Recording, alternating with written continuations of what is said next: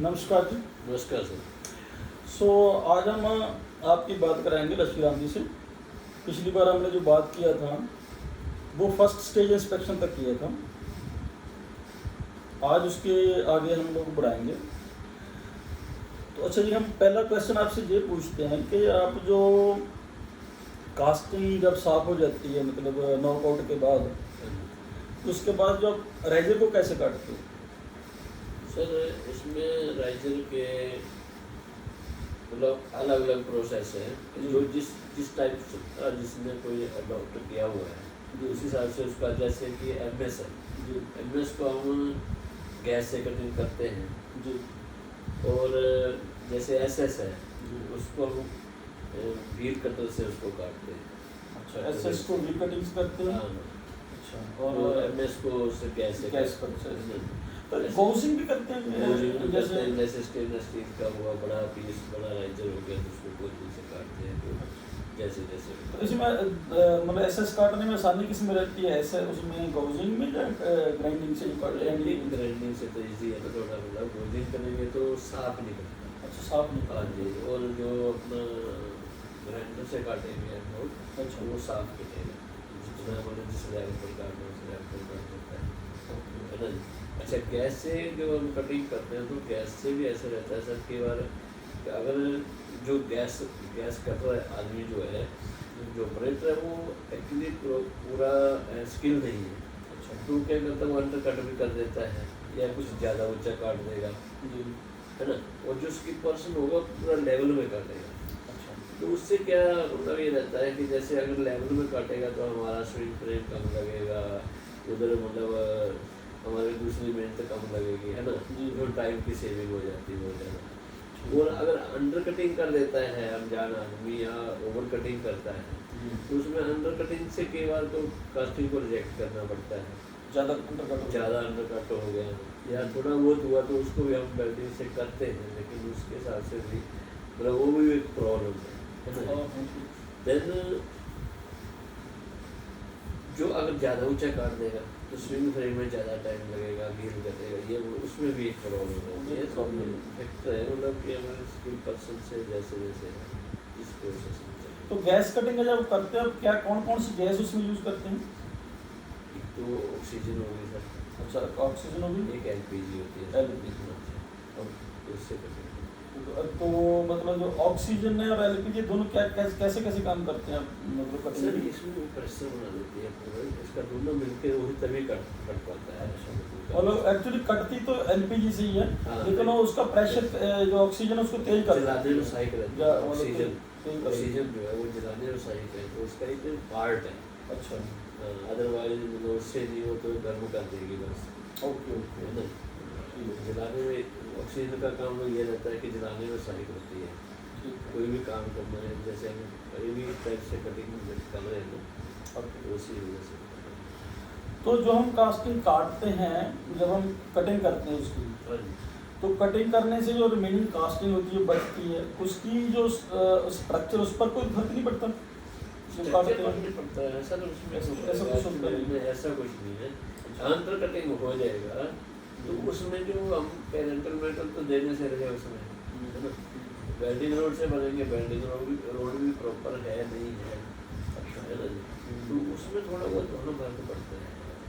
Otherwise तो casting और reject ही कर देते हैं। अगर पैसा भी कुछ ज़्यादा इम्पोर्टेंट है या थोड़ा बहुत ही करना है तो हम वेल्डिंग रोड से करते हैं, वहाँ का पेरेंटल मेटल नहीं बन पाता वो चीज़, है ना।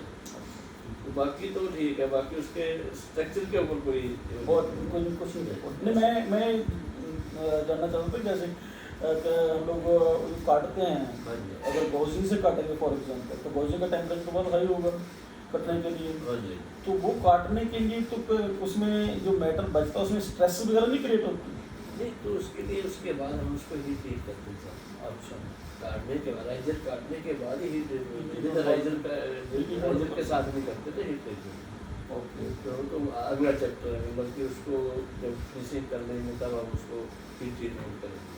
अच्छा, जो झूला करते हैं, झूले में क्या क्या हम प्रोसेस करते हैं, क्या काटते हैं उसमें से बेसिकली? सर जो मतलब उसका एक्स्ट्रा प्रोजेक्शन है उसको हम उस लेवल पर ले जाते हैं जितना मतलब कास्टिंग कर लेते हैं। है ना, अच्छा, वहाँ तक उसको ग्राइंडिंग आती है, इससे ऊपर कोई ठीक है। जो मोटा मोटा पोर्शन रह है जाता है, उसको, उसको ग्राइंड करके उसको फिनिश करते हैं। तो उसके बाद हम लोग करते हैं हीट ट्रीटमेंट, राइट? हाँ जी, जो हीट ट्रीटमेंट करते हैं अलग अलग तरह की है, अनीलिंग होती है, नॉर्मलाइजिंग है, हाँ जी, हाँ जी। क्वेंच है, हाँ जी। कईयों को हम क्वेंच टेम्पर दोनों करते हैं। जी जी। तो इसका जो कास्टिंग है इसके ऊपर क्या फर्क पड़ता है, क्या क्यों करते हैं, तो क्या फर्क होता है इसका?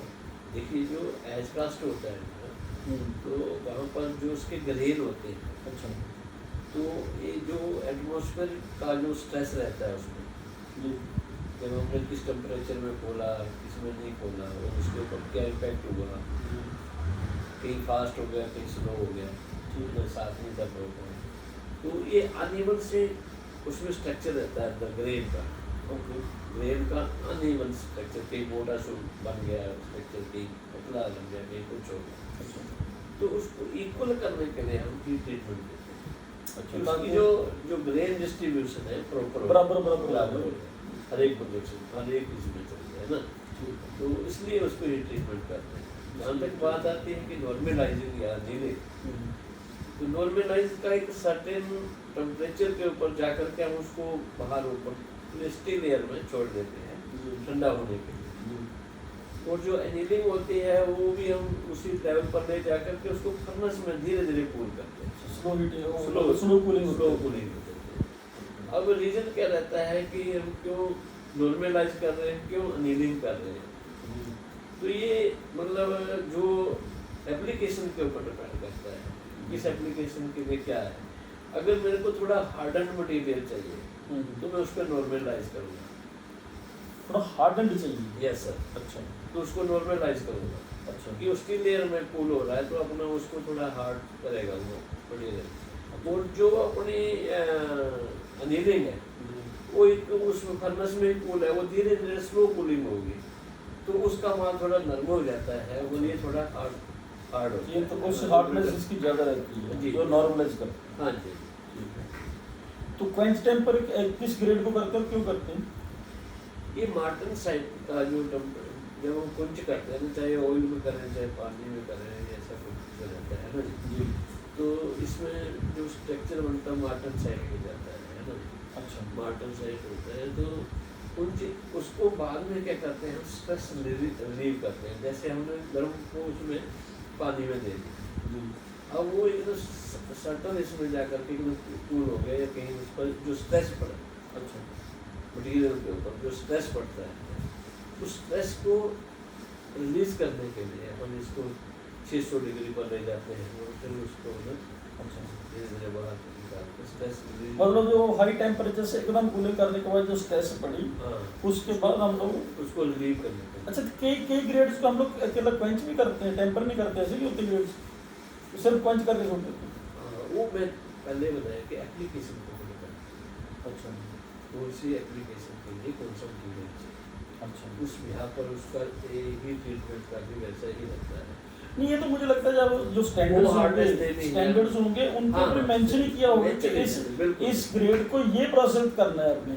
ग्रेड को करना है, या हमें उसमें क्या प्रॉपर्टी रखनी है, केवल को हार्डनेस देते हैं जी कि माल ऊपर से हार्ड हो जाए, है ना, और है ना, तो केवल बीच में सॉफ्ट होता है, केवल सॉफ्ट नीचे तक जाना है, पूरा माल मेरे को वैसा चाहिए, तो इस केस में ये सारा, क्योंकि जिस एप्लीकेशन में वो लग रहा है, ग्रेड भी उसी हिसाब से बनते हैं, एप्लीकेशन के हिसाब से जी जो ग्रेड है वो भी उसी हिसाब से बनता है।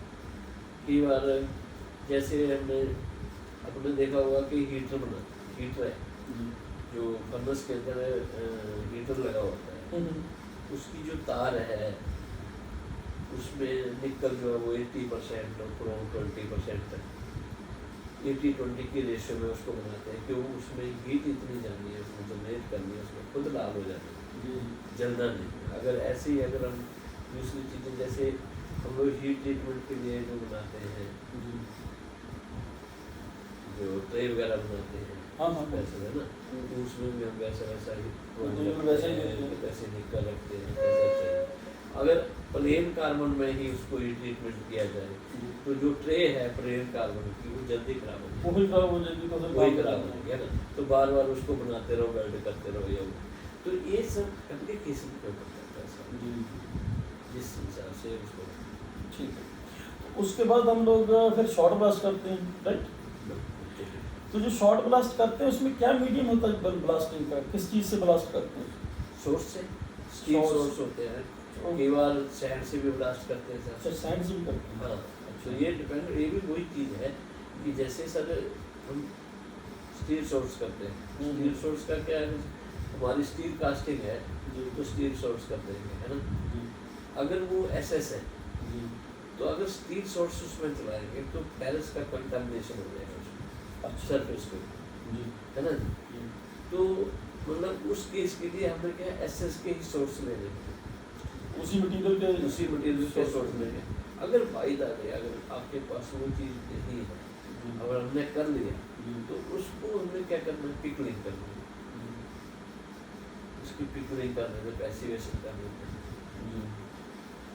पिकलिंग और पैसिवेशन जो होता है एसएस के लिए होता है, ठीक है। उससे क्या रहता है कि जैसे फेरस का कोई कंटामिनेशन है तो उससे उसको दूर करेंगे। अच्छा, उसका पर्पस ही ये है। हाँ जी, जो पैसिवेशन होती है, जो जैसे मतलब उसमें कोई सैंड के कण रह गए, कहीं सैंड रह गई, तो वो जब पैसिवेशन में हाइड्रोक्लोरिक एसिड डालते हैं, अच्छा, तो वो उसको एग्जाम्पल कर देता है सैंड को कर देता है। अच्छा, वैसे नाइट्रिक एसिड से फेरस को थोड़ा सा डिजोल्व कर देते हैं। ओके, वो स्टेनलेस स्टील के ऊपर उसका इतना रिएक्ट नहीं होता, ओके, है ना। और अब जो HF है, HF तो सैंड को खा जाता है, बहुत हार्ड होता है। अच्छा, तो वो मतलब जो हम डालेंगे HNO3 में HF डाल देते हैं तो उसको एग्जैक्ट कर देता है सैंड को, ओके, उससे साफ हो जाती है कास्टिंग, मतलब ये करता है इसके काम। ठीक है। अच्छा, तो जो हम कास्टिंग देखते हैं विजुअल डिफेक्ट्स उसमें होते हैं, तो हम आइडेंटिफाई कैसे करते हैं कि ये कास्टिंग ये डिफेक्ट है, ये चल जाएगा, ये नहीं चलेगा, ये कैसे मतलब हम लोग उसको आइडेंटिफाई कैसे करते हैं?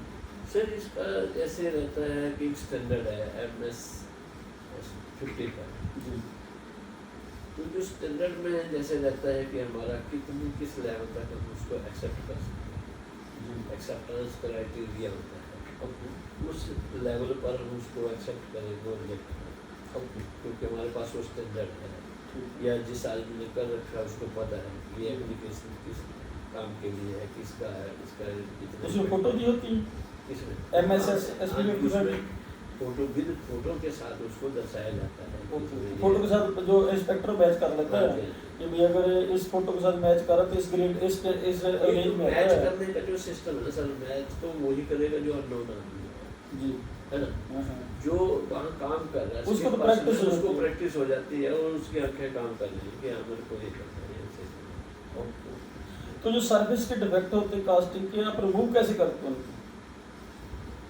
सरफेस के डिफेक्ट तो ये ना, जैसे ग्लो होल, पिन होल आ गई, जो विजिबिलिटी नहीं होती है हमें इन आंखों से नहीं दिखती है ना, तो उसके लिए हम लोग क्या करते हैं कि इसके कई तरह के टेस्ट है, मतलब मशीनी करके ओपन होते हैं जी, तो पता लगता है इसमें ये आया हुआ है।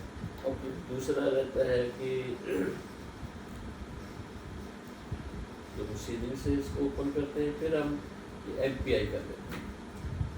MP जो सर्विस के डिफेक्ट है वो तो दिखते होंगे ना बाहर। अच्छा, मैं तो उनकी डिफेक्ट की बात करता हूँ जो आपको दिखते हैं, हाँ जी, जो नेकेड आई को दिख रहे हैं, नंगी आंख को दिख रहे हैं डिफेक्ट, उसको आप रिमूव कैसे करते हो, तो कैसे उसको लेवल में लेके आते हो कोई कास्टिंग एक्सेप्टेबल? कई बार देखो ना, ये वो मैं पहले बताया कि जो एप्लीकेशन है उसको ये देखना पड़ेगा हमें कि ये चलने वाला है, MS 25 में हमारा है, अगर केवल डैमेज है उतना चल सकता है तो उसको हमें मिस करना है, और तो हम अगर वहाँ वेल्डिंग होने वाली है हम उसको गोज कर देंगे, मतलब उसको क्या चिप्पल कर देंगे, एक टाइप से हल्का सा उस पर छिल देंगे, उसको छिल के उसके बाद उसमें वेल्डिंग कर देंगे बढ़िया से। ओके, मतलब छील के उसमें बेल्ट भर देते हो, बेल्ट भर के साफ कर देते हो ग्राइंडर से साफ कर दिया मैच कर देता है। तो इसमें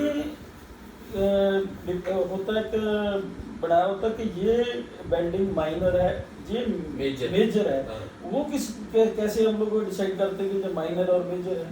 उसका जो एरिया होता है, एरिया के हिसाब से उसको मेजर और मेजर उसको माना जाता है। अच्छा, एरिया वाइज। एरिया वाइज तो माइनर कितने एरिया को मानते हैं और मेजर कितने एरिया को मानते हैं? जैसे सर आप मान लो कि 2-3 दिन में ये हुआ है, ये तो मेजर ये स्टैंडर्ड में दिया होता होगा, दिया रहता है। स्टैंडर्ड में उसका दिया होता है कि ये एरिया इतना है तो इसको माइनर मानेंगे, हाँ। अगर इससे एरिया बढ़ गया तो उसको मेजर मानेंगे।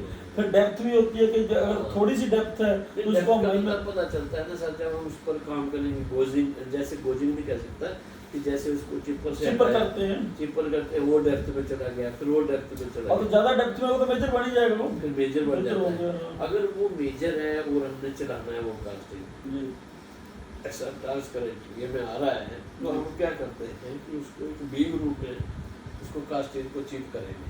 अच्छा, बीग रूप में उसको चिप करेंगे, चिप करेंगे और बाद में उसमें क्वालिफाइड बेल्डर होते हैं, वो वहाँ पर बेल्डिंग कर देते हैं, ठीक बराबर करके उसको उस बराबर बीड बना करके ठीक उसको वेल्ड करके, ठीक। और उसी ग्रेड की वो भी लेंगे ना जो रोड होगी, रॉड भी उसी ग्रेड की होगी जिस ग्रेड की कास्ट है, Yes, उससे हम लोग उसको। भर के उसके बाद उसमें ब्लेंडर मार के और उसके बाद हीट ट्रीटमेंट करते हैं। अच्छा, जो मेजर होगी ना ठीक है। उसको हीट ट्रीटमेंट करना पड़ेगा हमको। अच्छा, मेजर होगी तो उसकी ट्रीटमेंट करना जो पड़ेगा, जो नहीं तो उसमें इंटरनल वो स्ट्रेस रहेगा, स्ट्रेस रहेगा, स्ट्रेस यही हो। ठीक है। तो जो ये तो हो गया बाहर का, हाँ जी, तो कास्टिंग के अंदर भी डिफेक्ट होते हैं, हाँ जी। जो अंदर के डिफेक्ट है वो आप लोग आइडेंटिफाई कैसे करते हो, उसको रिमूव कैसे करते हो? देखिए सर, अंदर के डिफेक्ट्स को क्या रहता है कि सपोज हमने यूटी कर रखी, यूटी में वो बता रहा है डिस्कंटिन्यू दे रहा है, क्या हमसे क्रैक है या क्या है, सैंड है, फ्लैग है, कुछ है, एक वहाँ से वो मतलब पता लगता है, तो उस एरिया को हम आइडेंटिफाई कर लेते हैं चौक से, यहाँ पर प्रॉब्लम है। अच्छा, जो अल्ट्रास जिस ड्यूटी की बात करते हो, अल्ट्रासाउंड टेस्टिंग है, हाँ। इसमें ये तो नहीं पता चलता है कि इसमें डिफेक्ट क्या है, इसमें उसमें सैंड ये है नहीं कि पता, वो गैस उसको चिपर से भी निकालेंगे ना, तो देखेंगे कि वहाँ श्रिंकेज आई है या सैंड है या स्लैग। वो तो सिर्फ ये बताता है कि हाँ, इतने यहाँ डिफेक्ट, discontinue इतने बताएगा। डेप्थ में जाके डिफेक्ट है आपका, हाँ, वो लोग बताएगा कि डिस्कंटिन्यू है, या और कोई वहाँ से problem है। प्रॉब्लम क्या, वो नहीं वो बताया। नहीं बताता। ये आरटी में तो पता चल जाता है, आरटी में पूरा पता लगता है कि इसमें श्रिंकेज आई है या इसमें क्रैक है या इसमें स्लैग है या सैंड है, वो उसमें आरटी में आ जाता है। इंटरनल को एमपीआईसी भी देखते होंगे, वो जो क्रैक्स हैं क्रैक्स को ऊपर ऊपर दाब से नहीं दिख रहा है, ऊपर से नहीं दिखता लेकिन अंदर है, हाँ, तो एमपीआई पकड़ी जाती है। एमपीआई में आ जाता है कि उसमें क्या जो फ्लक्स होती है की, वो एक जगह इकट्ठी हो जाती है, जहाँ पर क्रैक होता है वहाँ पर एक लाइन बना देगी, सारे पार्टिकल वहाँ आकर के इकट्ठे होंगे, वहाँ पर हम उसको फिर पता चल जाएगा इस एरिया में अंदर क्रैक है, फिर उसको निकाल लेते हैं। यस सर, ये तो हो गया कि फिर हमने जो अगर मेजर डिफेक्ट है तो हम लोग उसका हीट ट्रीटमेंट कर लेते हैं ताकि उसकी स्ट्रेस जो है खत्म हो जाए। बिल्कुल सर। तो जो डिमेंशन इंस्पेक्शन होती है वो क्या है कास्टिंग की चेक करते हैं डिस्पैच से पहले कि कुछ नहीं, इसका सर ऐसे होता है कि मास्टरपीस, अच्छा, हम जैसे किसी एक लोट का सिलेक्ट कर लेंगे, 5 पीस कर लेंगे या अगर एक कर लेंगे, वो डिपेंड करता है कि किस टाइप की क्या कितना बड़ा लॉट भी है, अगर पीस ही 5 है तो उसमें तो 5 करने के लिए एक कर लेंगे, अगर 100 पीस है तो उसका तो 5 10 पीस तो कर लेंगे, उसमें से एक आध पीस मतलब कर लेते हैं, 2 कर लेते हैं, 5 कर लेते हैं, 10 कर और तो लेते हैं। उसी पैटर्न से बने हैं तो बाकी भी वैसे ही होंगे। हाँ जी, वैसे ही होंगे, बिल्कुल सर। पिकलिंग पैसिवेशन का तो आपने बता दिया कि पिकलिंग पैसिवेशन हम लोग वो उसका वही वो कोई एक तो हो गया ना। तो फिर हम लोग जो कास्टिंग है वो किस मेल्टिंग हीट में बनी है ये कैसे पता चलता है आप लोगों को? हाँ, इसके लिए सर हम लोग क्या करते हैं ना, कास्टिंग के ऊपर ही अच्छा, हम एक प्लास्टिक का लेटर लगा करके उसको आइडेंटिफाई करते हैं, उसको एक हम कोड नंबर दे देते हैं, heat code. Okay, code number दे दिया, उसमें एक मंथ कोड रहता है ना जी, और एक मतलब हीट कोड रहता है। ओके, तो जब हमने उसको कोऑर्डिनेट करता है हीट नंबर को। ओके, सपोज मेरी अभी हीट चल रही है 202 चल रही है, ओके, सपोज 202 चल रही है, 202 नंबर की हीट में बनाने जा रहा है। अब मैंने कास्टिंग पर दे दिया, वो कौन से मंथ में बन रही है, ABCD, उसमें मंथ कोड दे देते हैं। ओके, जैसे जनवरी को ए दे दिया, तो ए में कौन सी हीट है, जैसे कि कितना नंबर चल रहा है उसमें, ठीक है, वो जैसे उसका सीक्वेंस में इतने नंबर हो गए, अब वो नंबर जो चल रहा है वो जनवरी में हमारा बना हुआ है, ये आ गया। अब आप देखेंगे कि ए में 17 नंबर का बना था जी, तो हम 17 नंबर को देखेंगे तो हमारा जो हीट कोड में, क्योंकि हम उसमें मेंशन करते हैं, जी, तो इस हीट में बना है, तो उसके उस हीट कोऑर्डिनेट की हो जाता है। केमिस्ट्री क्या है उसके साथ मैच करते तो कहने का मतलब एक तरह का एज कास्ट नंबर हो गया, हैं। एज का कि नंबर हमने दे दिया उसको, एज का नंबर देते हैं और सर। नंबर जो हीट के साथ हीट मैच कोड करता है है। तो रिकॉर्डेड होता है, हाँ। तो पीछे तक हम लोग देख सकते हैं कि कैसे हीट में कोड हुआ है। कोऑर्डिनेट कर लेते हैं उसको। ठीक है। उसके बाद क्या है, मैकेनिकल टेस्टिंग है। तो आपको मैकेनिकल टेस्टिंग की रिक्वायरमेंट कहाँ से पता चलती है कि मैकेनिकल टेस्टिंग किसमें कौन कौन सी मैकेनिकल टेस्टिंग चाहिए, क्या क्या इस टेस्ट टेंडर चाहिए? में जो हमारा जब पीओ बनता है जी, तब उस टाइम ये चीज़ें क्लियर होती हैं कि मेरे को इसमें ये चाहिए, इसमें वो चाहिए, इसमें ये इतना चाहिए, इसमें ये इतना चाहिए, है ना। तो वो सारा उसमें कंडीशन लिखी रहती है। अच्छा, अब अगर उसने मान लिया कि मेरे इतनी लोकेशन चाहिए, ठीक है, तो हमें उस ग्रेड में उतनी लोकेशन आ रही है कि नहीं आ रही है टेस्ट करके ही पता चलेगा। ओके, तो हम टेस्ट करेंगे, या बोले मेरे को इस इतनी टेंसाइल चाहिए, जी। इतनी एमपी होनी चाहिए, इतनी इसका केजी पर सेंटीमीटर स्क्वायर होना चाहिए। ओके, तो वो जैसे जिसमें वो बताया तो हम उसी को उसी लैंग्वेज में बता करके उसको चेक करते हैं, तभी देते हैं। इस ऐसे ही हम लोग इम्पैक्ट भी करते हैं, जी, हम कौन से ग्रेड में किसको कहाँ लगना, वो एप्लीकेशन किस एटमॉस्फेयर में काम करेगी, जी, है ना सर। जी, तो उस यहाँ पर ही उसमें टेस्ट लिखे रहते हैं, जी, क्योंकि ग्रेड भी उसी हिसाब से बनेगा और उसके टेस्ट भी टेस्ट भी उसी हिसाब से होगी, तो उसने किस एनवायरनमेंट में काम करना है। काम करना है, दैट्स ऑल। Yes sir. अगर उसे लो टेम्परेचर पर काम करना है तो उसको लो टेम्परेचर पर चेक किया जाएगा। हाँ। अगर उसने किसी माइनस में जाना है तो हाँ, माइनस में किसी किया किसी जाएगा। ऐसी जगह यूज होना जहाँ कोरोडेड साल्ट्स ज्यादा है, कोरोड करते हैं मटेरियल को, हाँ। तो उसका करियर टेस्ट करना पड़ेगा, जैसे आईजीसी करते हैं, आईजीसी आईजीसी करते हैं स्टेनलेस स्टील में, कि भाई इसने मतलब फॉर Corrosion test एग्जांपल करता है। सी में काम करना है, हाँ। समुद्र में काम करना है, तो उसमें तो हर समय सॉल्टी पानी को उसको झेलना पड़ेगा, तो वो कटिंग ना करे उसकी साल्ट का पानी मेटल की, हाँ। उस समय वो आईजीसी टेस्ट करते हैं आईजीसी टेस्ट कितने करियर तो होते हाँ हैं। जी, बिल्कुल सही। ठीक है। तो हम लोग जो हमारे मशीनें हैं, जैसे हीट ट्रीटमेंट की फर्नेस हो गई, थर्मोकपल्स हो गए, वेल्डिंग मशीन हो गई, एमपीए मशीन हो गई, रेडियोग्राफ का सोर्स हो गया, जूडियो में, ये सारे कैलिब्रेट होते हैं।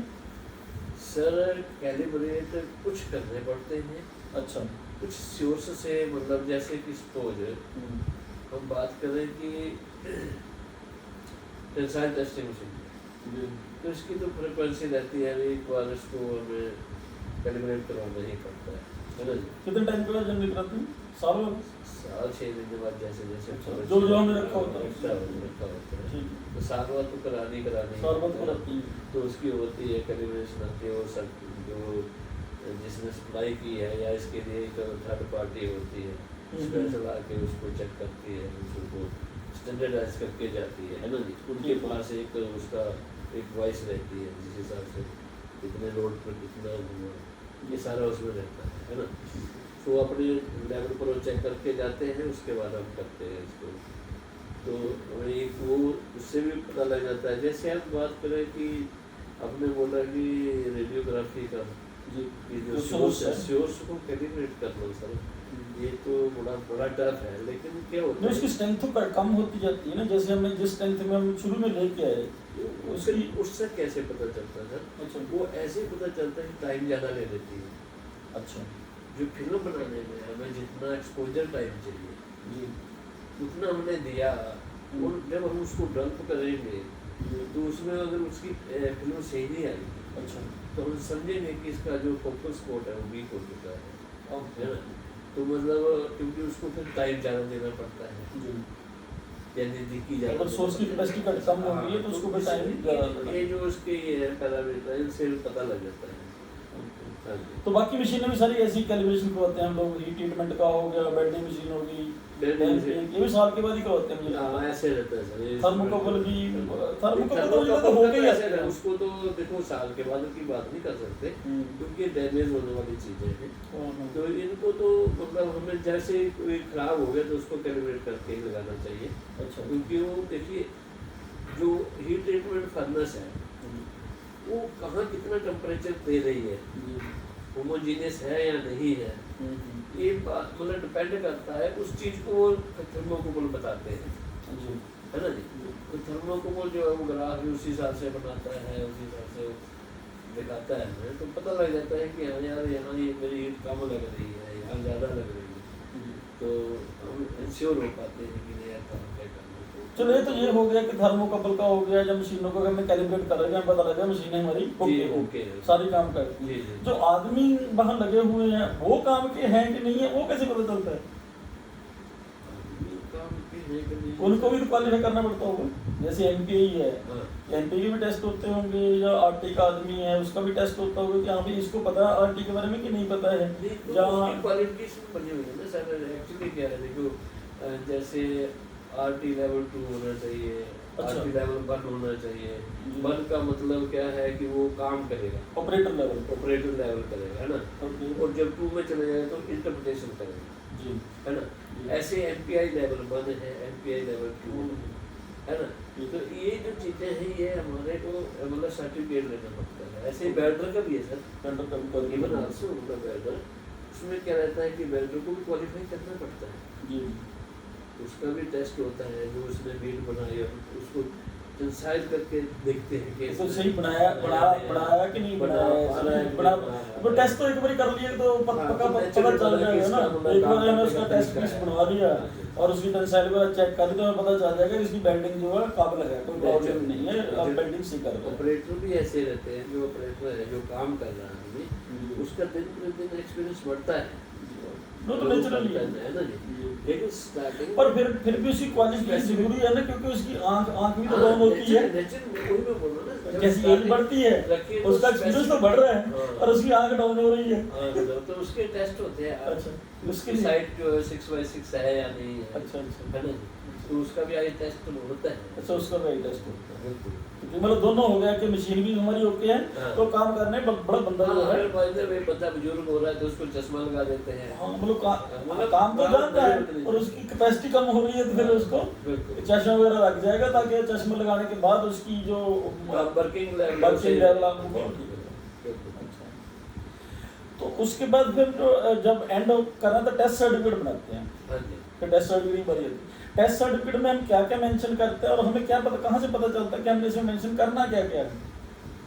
ये भी मैंने बोला ना, जैसे पीओ बनता है जी, तो पीओ में वो अपनी स्पेसिफिक रिक्वायरमेंट बताते हैं, ओके, कि मेरे को ये भी चाहिए, मेरे को ये चाहिए, इस ग्रेड में माल चाहिए, इसका ये मैकेनिकल प्रॉपर्टी है, केमिकल प्रॉपर्टी है ना, ये चाहिए। और उसके साथ साथ में कुछ दूसरी भी रिक्वायरमेंट्स रहती हैं, उसमें भी लिखा रहता है कि मेरे को आरटी चाहिए, एमपीआई चाहिए, या मेरे को तो सारी रिक्वायरमेंट पहले में उसमें डिसाइड हो जाती है, उसी हिसाब से हम लोग उसका टीसी बनाते हैं, उसी हिसाब से हम उसको चेक करते हैं, ठीक है, कि इस मटीरियल की ये रिक्वायरमेंट्स है, सो उसको वैसे ही हमने टीसी में बना के देना। मतलब सारा उसका लगभग सारा रिकॉर्ड उसमें टीसी में आ जाता है, जैसे कि कौन सा पीस है, इसकी अपनी आइडेंटिफिकेशन क्या है, कौन सी हीट में पोर हुआ है, और इसकी केमिस्ट्री क्या रिक्वायरमेंट है, क्या आई है, फिर उसके बाद उसकी मैकेनिकल प्रॉपर्टी क्या रिक्वायरमेंट थी, क्या आई, उसके बाद हम लिखते हैं, हम लोग रिक्वायरमेंट लिखते जो हमारे आती है, हम उसको उसे प्रिंट करके टेस्ट सर्टिफिकेट बनता हो, टेस्ट सर्टिफिकेट उसे प्रिंट करके नहीं आता कि भाई इसकी रिक्वायरमेंट क्या है, वो पीओ में दी है। तो जब कोई ऐसी कोई डिफिकल्टी आती है, अच्छा, कस्टमर अपने एंड पर देख लेता है कि यार मेरे को इतनी चाहिए, इतनी आ रही है कि नहीं है, उसने दी। बेसिकली तो जो टेस्ट सर्टिफिकेट है ये है कि जो कस्टमर ने रिक्वायरमेंट दी थी, हमने उसको सारी को मेट कर लिया कि नहीं कर लिया। हाँ, उसको अगर उसका चाहे वो केमिकल है, चाहे वो मैकेनिकल है, चाहे वो मतलब अल्टीमेटली मैं कस्टमर को जो उसकी रिक्वायरमेंट है उसके हिसाब से मेट करना है, सामान मतलब देना है, बेसिकली तो उसी को वो सेटिस्फेक्शन रखना है, उसकी सेटिस्फेक्शन के लिए मैंने काम करना है जी। तो ये अपना रहता है हमारा से, कोई भी क्लाइंट है या कुछ है उसको भी खुश रखेंगे तभी वो हमारे नेचुरली कस्टमर खुश रहेगा तो दोबारा ऑर्डर आता है, काम भी चलता रहेगा। सेकेंडली कस्टमर खुश, या हमारी जो क्वालिटी है सर, क्वालिटी मेन है, क्वालिटी के ऊपर मैं तो ये कहूँगा कि क्वालिटी जो मतलब क्वालिटी का जो जैसे लैब है वो कंपनी का हर्ट होता है। अच्छा, हाँ, मेरे हिसाब से वो कंपनी का हर्ट है, जी जी क्योंकि वहीं से ही हम सारी चीज़ को मैनेज कर पाते हैं।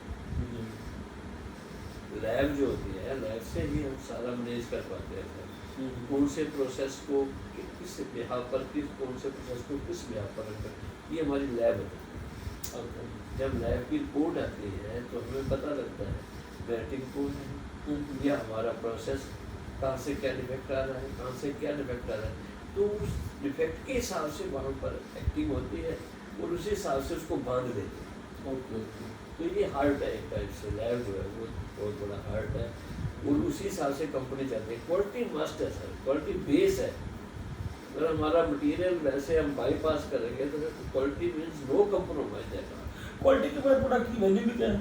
नहीं है अगर प्रोडक्ट आपने बना दिया उसमें क्वालिटी ही नहीं है, नहीं, क्योंकि वो बात ठीक है, लेकिन मैं क्या देख रहा हूँ सर, मेरे को दिक्कत कहाँ आती है, देखो अपने मैंने देखा मैं कुछ नहीं हूँ, लेकिन फिर भी मेरे को एक दिक्कत आती है सर। मैंने अपनी लाइफ में देखा है कि जैसे हमारे अप्रनिया के मालिक थे सर, हम एक्सप्लोजिंग बनाते थे, एक्सप्लोजिंग बनाते थे। उस टाइम जब हम बना रहे थे तो हमने 0 डिफेक्ट पर उसको बनाया, और जो कंपनी के मालिक थे उन्होंने भी एक, मैं कहता R&D करके एक, मतलब कह सकते हैं आप उसको कि मतलब इतनी अच्छी संस्था, इतना अच्छी फैक्ट्री, उसका मनोबल क्या था कि यार हमने जो माल बनाना है 0 डिफेक्ट में आना है, हर चीज़ को मैनेज करके चलना है, वो बनाया। तो अभी क्या किया कि उसका कंपटीटर हो गए ज़्यादा बनाने वाले, कंपटीटर जब ज़्यादा बनाने वाले हो गए तो बाद में रेट कम करने लगे। जो इंस्पेक्टर आते थे या उधर से गवर्नमेंट ही उसका रेट डाउन कर दे या कुछ कर दे, है ना। तो वो जैसे स्टैंडर्ड को हम मेंटेन कर रहे हैं, जिस स्टैंडर्ड में मेंटेन कर रहे हैं, और एक आदमी जो है वो कोई स्टैंडर्ड फॉलो नहीं कर रहा है, वो भी उनको माल दे रहा है और ये भी माल दे रहे हैं एक दूसरे। तो सर उस केस में क्या है कि जो जिसने कोई स्टैंडर्ड फॉलो नहीं किया उसने दे दिया माल। तो कई बार क्या होता है, बुरा लगेगा आपको भी और मैं इस बात को कहना नहीं चाहता हूँ, लेकिन कई मेरे जैसे ऐसे होते हैं जो वहाँ पोस्ट पर बैठे हैं और मतलब वो क्या करते हैं, इस चीज़ को गौर में करके किसी कहीं ना कहीं से वो माल इंटर करवा लेते हैं जिसने किसी स्टैंडर्ड को फॉलो नहीं किया। और जो आदमी स्टैंडर्ड फॉलो कर रहा है, जो कंपनी स्टैंडर्ड फॉलो करे, तो उसको एक्स्ट्रा एक्सपेंसिव पड़ रही है ना, तो उसकी कॉस्ट तो उतनी रहनी चाहिए। अब वो क्या करेंगे कि नहीं, कॉस्ट को रिड्यूस करो, लेकिन कहाँ तक करो, है ना, वो भी चाहिए ना। और इंडस्ट्री को भी चलना है, इंडस्ट्री को भी चलना है, सर्वाइव उसने भी करना है ना। उसमें उसके पास कितना स्टाफ होता है, कितना कुछ उसने मेंटेन करने के क्वालिटी तो तभी बढ़ेगी अगर उसकी मशीनें अच्छी होंगी, मैंने देखा सर अपने बंदे भी अच्छे होंगे। मैंने देखा, और वही अपने लिए आज की डेट में बंद हो जाए, मुझे इस चीज़ का बहुत दुख होता है भाई, कह रहा हूँ सर, क्यों उसने देखो इतना अच्छा माल दिया गुरुजी। वही टाइम मैंने देखा कि यार कहाँ एक्सप्लोजिंग वो जिस रेट में दे रहे हैं, धीरे धीरे कम करके लास्ट को उनको हाथ खड़े करने पड़े कि नहीं जी मैं बनाऊंगा ये, और तो रेट ही नहीं मिलेगा। गवर्नमेंट से उसको माल दे रहा है आदमी, तो क्या वो बना नहीं सकता? बना रहा है, पहले से बनाता आ रहा है, आज कंपटीशन ज्यादा हो गए, और जो पोस्ट पर बैठे हुए हैं वो क्या उस चीज को देखते थे कि कहाँ, अगर आप उस चीज को मैच करो ना कि अगर बना, ठीक है, जो कंपनियां जैसे मैंने बोला कि एक्सपेंसिव पड़ते हैं क्वालिटी मेंटेन करने के लिए, तो वो हमारे जो मालिक होते हैं वो भी इस चीज़ को समझते हैं, यार उसने कम रेट पर दे दिया तो मेरे को भी उस रेट पर चलना है, तो देने के लिए हमें क्या कुछ करना है, कहाँ से कहाँ तक कंप्रोमाइज हम कर सकते हैं क्वालिटी में, है ना। वहाँ तक उस चीज़ को, उस लेवल को कंप्रोमाइज तो नहीं करते, लेकिन उस लेवल को अचीव करने के लिए मुझे कहाँ क्या करना है, फास्ट चलना है या स्लो चलना है, वो चीज़ वो भी समझते हैं। लेकिन आज की डेट में एक वो और एक वो, इसका कोई तोड़ नहीं है, लेकिन वो हो जाता है, सब मैच कर जाता है। नंबर 2 का काम हो गया। मैं कहना करने का मतलब यही है, लेकिन है सर इसमें देखो ये हमारे जैसे है, किसी को वो जो काम करते हैं मैंने सर एक RCF के GM का भी इंटरव्यू, मतलब इंटरव्यू कह सकते हैं कि उन्होंने हमारे को बताया था उस टाइम जब हम गए थे उनके पास RCF में, तो उन्होंने अपना लेवल बताया था, तो उनके लेवल को सुन करके हमें लग रहा था कि हम दे नहीं पाएंगे। अच्छा, मतलब इतना हाई लेवल उन्होंने बताया, बहुत अच्छा। क्योंकि तो उस मेंटालिटी के साथ अगर काम करें तो कोई भी, मैं कहता हूँ, कहीं एक्सीडेंट होने के कोई चांसेस नहीं है, और वो बहुत अच्छे तरीके से चलता है। लेकिन जब हमने नीचे में देखा, वहाँ पर जो कुछ उनके फेलुअर कुछ पड़े थे पीसेज, वहाँ पर देखा तो वो ग्लो होल, इतने इतने बड़े ग्लो होल, अरे वो अंदर कैसे आ गए, उसकी एंट्री क्यों हुई, कहाँ से क्यों किया एंट्री? आप उस स्टैंडर्ड को फॉलो करो जो हाई लेवल का आदमी सेक्स कर रहा है सभी को, तो कहीं ना कहीं वैसे लगा कि यार यहाँ जो आदमी बैठे हुए हैं कहीं ना कहीं वो गलत कर रहे हैं सिस्टम से, तभी एंट्री होती है तभी से, तभी अगर सिस्टम सारा सही हो तो पीछे से नहीं आएगा इनविटेशन, नहीं आएगा ना सर। डिस्पैच कैसे होगा? डिस्पैच कैसे होगा? अच्छा, अब आप ये भी समझो कि यार हमने पोस्टिंग यार कम की है, कम की है, तो मतलब क्या हम गलत माल अंदर ले लेंगे? तो कॉस्ट कम करने का मतलब है क्वालिटी के साथ जुड़ा, कितना बड़ा रिस्क है। तो ट्रेन में तो पार्ट जो लग रहा है तो हजारों लोगों की जिंदगी का सवाल है। नेचुरली सर, इस चीज से हर्ट हुआ। देखो आज इतनी अच्छी कंपनी थी अपने लिए, लेकिन बंद करनी पड़ी। मालिकों ने कहा कि यार मैं नहीं बनाता, खत्म करो इस काम को, नहीं करने। जहाँ हर जगह ही कंपनी यार कुछ भी कर लो, सारे स्टैंडर्ड हम सारी चीज को मेंटेन करते थे, और जो थर्ड पार्टी इंस्पेक्टर आते थे वो भी कुछ ना कुछ देखते थे, वो भी चाहते थे कुछ ना कुछ, तो मालिक भी कहाँ तक करेंगे? तो एक्सपेंसिव मैट करने, क्योंकि क्वालिटी बनानी तो उसके अपने ही एक्सपेंसेस बहुत ज़्यादा हैं, तो फिर फालतू किसको दे बंदा? मैं ये नहीं कहता कि देना लेना चलो ये अपने हो है, लेकिन मैं कहता हूँ कि हाँ आप उस स्टैंडर्ड को मेंटेन करने के लिए कॉस्टिंग कम कराओ जरूर, लेकिन कहाँ तक कराओ, ये चीज़ का एक वैल्यू होनी चाहिए, है ना जी। ये नहीं है कि हर वेले हर जगह ये उसको करते करते तो लोग फिर बाईपास ही करेंगे, लोग क्या करेंगे, है ना। स्टैंडर्ड मतलब मैं इसलिए बोल रहा हूँ कि कंपनी जो लैब है, चाहे वो उनके कस्टमर एंड पर है, चाहे वो मैन्युफैक्चरिंग के एंड पर है, वो लैब जो वो हार्ट है उसको फॉलो करेंगे तभी काम चलेगा। नहीं, मेरे हिसाब से जो सिस्टम है ना, सिस्टम का कोई अल्टरनेट नहीं है। जैसे ISO सिस्टम हम लोग लेते हैं किसी भी इंडस्ट्री में, एक एक चीज़ का हम लोग प्रोसेस तय करते हैं कि ये ऐसे चलेगा, फिर उसको हम लोग एक एक चीज़ को चेक करते हैं, हर एक पॉइंट पर चेक पॉइंट रखे हुए। आज के लिए मैं वैसे कहना नहीं चाहूँगा सर, मेरे को भी मतलब ऐसा नहीं, वो भी उसमें था, हमने देखा कि यार हमने कैसे कैसे मीटिंग किया, हर पैरामीटर को कागज में लिखा और किस लेवल में लिखना, वो सारा कुछ किया। आज की डेट में मैं कहना नहीं चाहूँगा, डॉक्टरों के पास पता लगता है कि ISO मिला हुआ है, लेकिन अंदर जान के देखो तो कुछ भी नहीं, तो शो पीस है ISO शो पीस है दिखाने के लिए कि हम हमारे पास भी ISO है। क्या बात कर रही है इसमें सर, आदमी एक्चुअली ISO अपने आप में ही बहुत बड़ा सिस्टम है। अगर उसको फॉलो किया जाए तो कास्टिंग क्या है, जहाँ भी मिल जाएगा उसका प्रोडक्ट भी खराब हो ही नहीं सकता। कास्टिंग की बात नहीं सर, किसी भी फील्ड में मतलब आपने ISO ले रखा है, घर में ISO और तब भी आपका पूरा सक्सेस हो, बिल्कुल है ना जी। तो एक्चुअली एक सिस्टम है, सिस्टम को अडॉप्ट करना है, तो देखो जो तो इंडस्ट्री उसको रिलीजियसली फॉलो करते हैं वो सक्सेस भी है, सक्सेस है, अच्छा लगता है, अच्छा लगता है। वहाँ का देखो वातावरण एटमॉस्फेयर कैसा होता है। अच्छा दूसरी चीज, अगर कंपनी के बाहर ही खड़े हुआ ना तो हमारी टांगें कांपती है अंदर जाने से। जी जी जी, पता नहीं क्या पूछ लेंगे यार, कैसा होगा सिस्टम, है ना। सही बात। और अगर मतलब ये सब चीजें सर जो करता है ना वो दिखाता है, वो होता है, उससे कंपनी को फायदा होता है मेरे साथ। नहीं सिस्टम में तो बेनिफिट है ही है, सिस्टम में काम करने का मजा ही अलग है। सिस्टम में काम करने का कोई एंटरटेन नहीं मतलब यार हम किसी ऐसी फैक्ट्री में जाएं जहाँ सारा सिस्टमेटिक वर्क हो रहा है, और किसी ऐसी फैक्ट्री में काम करें जहाँ सारा अनसिस्टमेटिक वर्क है, कोई कुछ भी कर रहा है। इसमें क्या इसमें ठीक है, मालिकों का भी दोष नहीं है। मैं एक बात जनरली बात सर, मालिकों का भी दोष नहीं है। क्या है कि हम लोगों के अंदर हमें खुद ही मतलब ISO का पता नहीं है।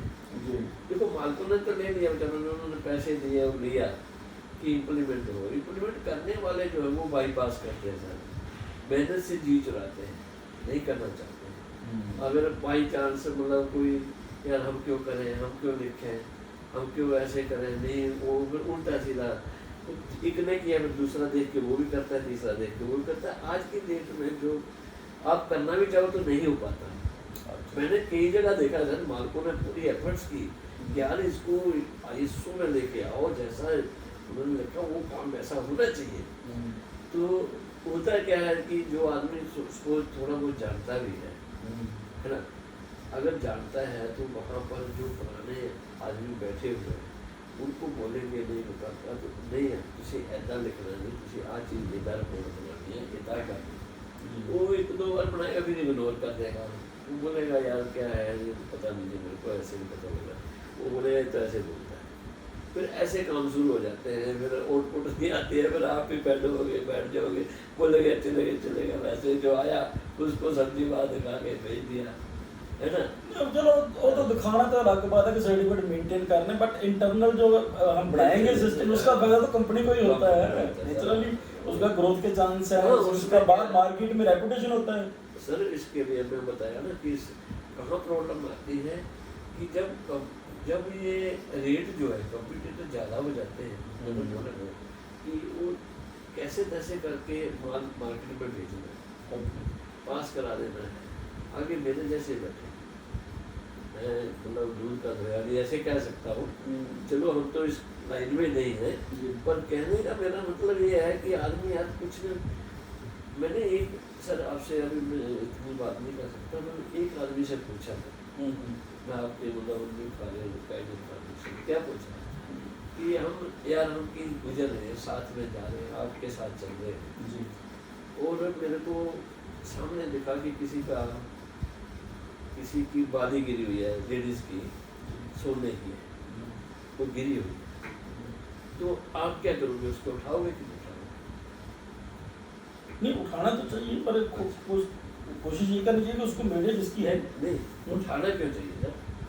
नहीं कहीं पड़ी है तो कोई ना कोई तो उठा ही लेगा यार, जो मर्जी उठाए। अच्छा मतलब आपने नहीं, मैं ये नहीं कहता कि अपने लिए उठा लो, नहीं जब सर यही तो टेस्ट है, मैंने बोला कि यार आप हम चल रहे हैं, हो सकता है वो आपकी नज़र में आ गया, हो सकता है मेरी नज़र में आ गया, तो हमें फर्स्ट ऑफ ऑल क्या करना है? तो उस आदमी ने बोला कि मैं उठा लूँगा, जिसका होगा उसको दे दूँगा, मैं तो दे ही नहीं सकता। रीजन कैसे ना, तो कहाँ ढूंढेगा भाई उसको? जब पता लग गया भाई हाँ तेरे पास सोना किसी का मिला हो, तो मैं बोलूँगा मेरा गिरा है, कोई ना कोई एविडेंस बैठ जाएगा जो वो बताएगा, फिर मेरे को वहाँ विश्वास करके देना पड़ेगा, है ना। तो वैसा ना करें, उनसे अपने लेवल पर आप ये सोचो कि मैंने वो सोना उठाना है। अच्छा वो सोना क्यों नहीं उठाना? हो सकता है जिसका गिरा वो देखने दिमाग में आ जाए कि यार मैंने वहाँ ऐसे किया था, वैसे फायदा भी होता ना गिरा, तो वो आएगा तो वहाँ से उठा लेगा। अगर आप बोलोगे कि यार मैंने उठाया, वो दूसरा कोई उठा लेगा, अरे वो उसकी भी मानी, उसकी मान उसके पास, आप अपनी तो करो, दूसरे को छोड़ दो। फर्स्ट ऑफ ऑल खुद हमें आचरण करना पड़ेगा भाई जी, है। चलो ये तो मतलब आउट ऑफ सिलेबस बात होगी, अपने बात तो कास्टिंग की कर रहे हैं, तो आपके हिसाब से अभी जो हमने कास्टिंग की बात की है, मतलब उसे गैस कटिंग से लेकर डिस्पैच तक, आपके हिसाब से सारा कवर हो गया, कुछ छूट तो नहीं गया? आपको लगता है कि ये प्रोसेस से तो बात हुई ही नहीं?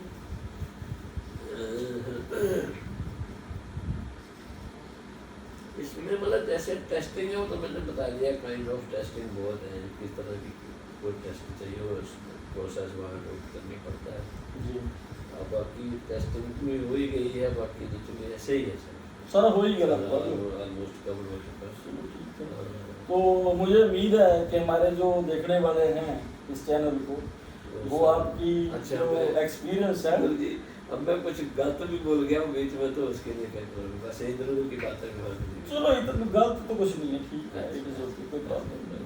तो मुझे उम्मीद है कि जो हमारे देखने वाले हैं व्यूअर इस चैनल के, इससे उनको काफ़ी नॉलेज मिलेगी, काफ़ी कुछ पता चलेगा। करते होंगे वो खुद भी करते हैं ऐसे, नहीं काम तो सभी को, ये जो चैनल है ये तो जो काम कर रहे हैं उन्हीं के लिए ही है। हाँ जी, ये नॉर्मल आदमी के तो काम की चीज़ है। इसमें तो मेरे से भी छूट गया होगा कुछ, मैं नहीं जानता, देखो आदमी कितना नहीं जानता, कितना जानता, वो तो जिसका जितना एक्सपोजर है, जितना वो काम करता है उसी के बारे में पता होता है। तो ठीक है जी, आपकी बहुत बहुत मेहरबानी, आपने हमारे लिए टाइम दिया। उम्मीद है कि देखने वाले आपके एक्सपीरियंस से फ़ायदा उठाएंगे। Thank you so much.